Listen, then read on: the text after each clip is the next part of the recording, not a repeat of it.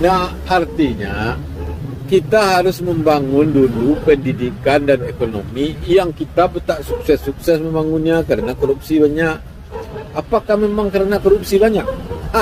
Jangan-jangan bukan.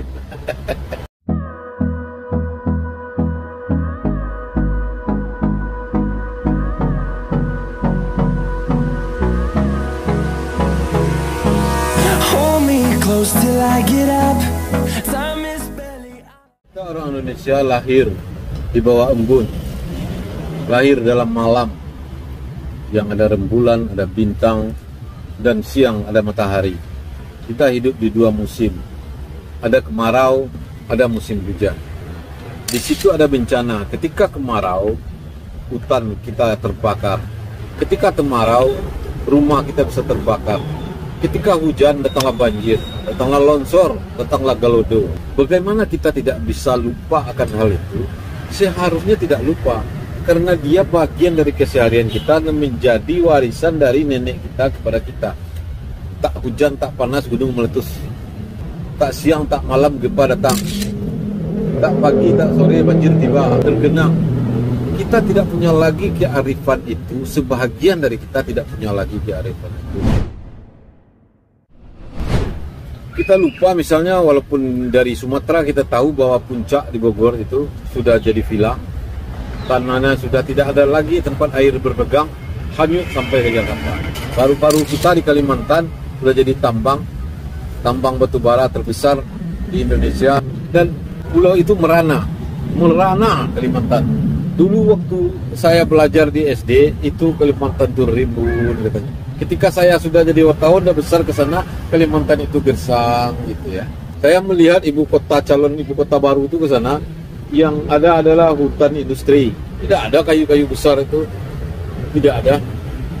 Kayu yang ditebang, ditanam lagi, ditebang, ditanam lagi, ya seperti itu.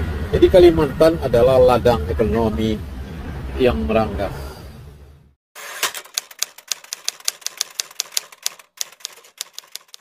Jepang tidak lupa karena sistemnya sudah duduk, negerinya sudah maju. Indonesia lupa, sistemnya belum duduk, negerinya belum maju. Ciri-ciri negara baru berkembang adalah melupakan persoalan-persoalan urgen rakyatnya.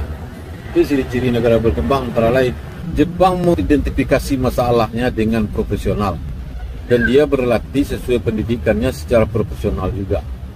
Orang Indonesia rata-rata pendidik 2 SMP dan baru merdeka dan belum maju dan masih berebut soal politik. Ekonomi baru tertatih-tatih berjalannya. Kita bangsa Indonesia adalah bangsa yang ribut soal politik, sensitivisme agama, moralitas, ada polisi moral, ada yang mencaci maki kekuasaan, ada yang mau berkuasa. Jadi masih di situ.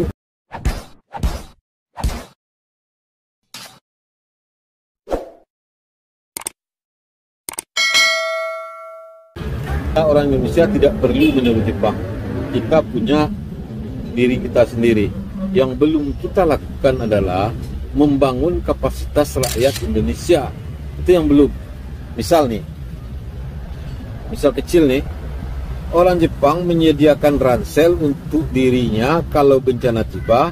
Ransel itu dibelikan oleh pemerintah, isinya beras, tepung, senter, dan lain-lain. Begitu gempa tiba, ransel diambil, kita jalan. Di Indonesia tidak ada. Kalau kita kasih ransel, isinya beras, sarden, kayak bansos yang kemarin dilihat itu lah. Tentu dibayar di orang di rumah, bare ndak do, bencana kan tahu ketipu, tidak jalan tanah kolek. Nah itu kan.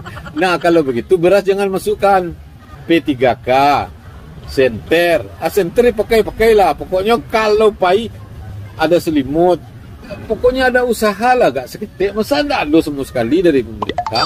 Nah artinya kita harus membangun dulu pendidikan dan ekonomi yang kita tak sukses-sukses membangunnya karena korupsi banyak. Apakah memang karena korupsi banyak?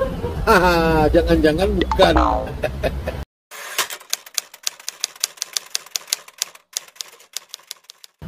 Apakah kita perlu kaya dulu untuk selamat dari bencana? Tidak juga. Komunal-komunal itu harus menimbulkan kesadaran pada dirinya. Kan kita ini jangan bergantung pada orang lain, coba itu. kita saja yang melakukannya, tapi kesadaran kita per kita itu pula yang tak ada. Seperti lah di mah beranak senang dibuai, kau hendak tak.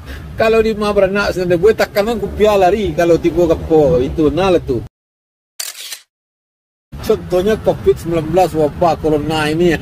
Ini contohnya ada komunal yang taat, ada orang yang sakit dikasih bantuan. Tapi ada pula di tempat lain yang sakit tu dicari-cari jauh asalnya, pajalah kelaparan, daknya tolong menggayui miso di pagar dicari jauh aja. Nah, jadi kita itu tergantung pada inisiatif dari tokoh di komunal itu. Itu yang penting. Jadi kalau tokoh di komunal itu banyak cemeknya, sukatilah, lima katiboy lah, nak anyoi-anyoi, itu nak mau. Corona apa kau? Dah ada cerita, itu ya nak bisa dah. Jadi itu tergantung ininya, tergantung kealimannya juga, pengetahuan kebudayaannya juga.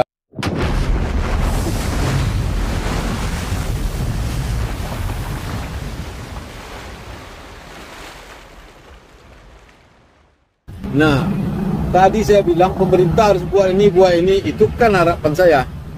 Yang sebenarnya mesti dilakukan juga adalah tonggak-tonggak pagar pendek. Jadi tokoh-tokoh di komunal itu yang mesti bekerja dulu. Pemerintah nanti kita anggap orang luar.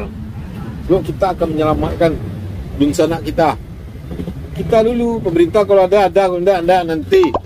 Nah, kita dulu itulah yang mesti dilakukan. Masyarakat di pantai misalnya, siapa tokohnya? Apa yang mesti dilakukan? Apa yang mesti ditanam?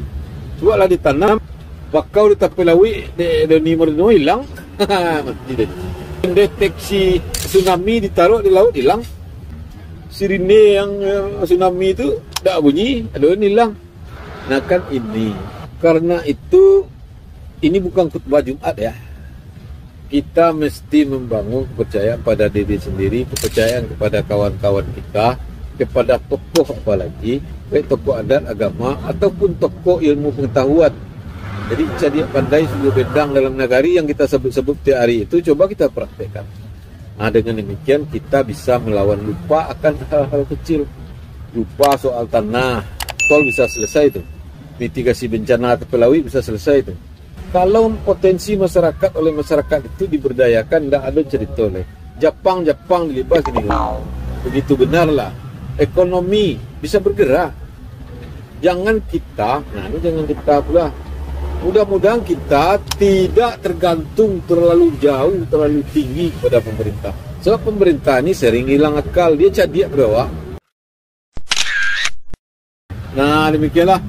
Dan jangan lupa subscribe channel saya. Dek lama lupa, dek banyak ragu, maka jangan lupa lah engkau wahai kawan yang menonton, subscribe lah video saya ini ya nak. Minum cik tu.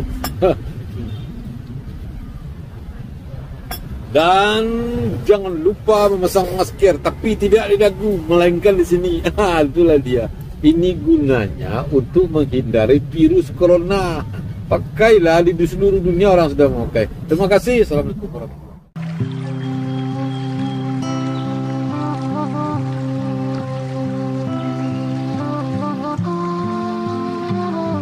Subscribe jika masih ingin mendengarkan saya berkata-kata. Jika tidak, apa boleh buat?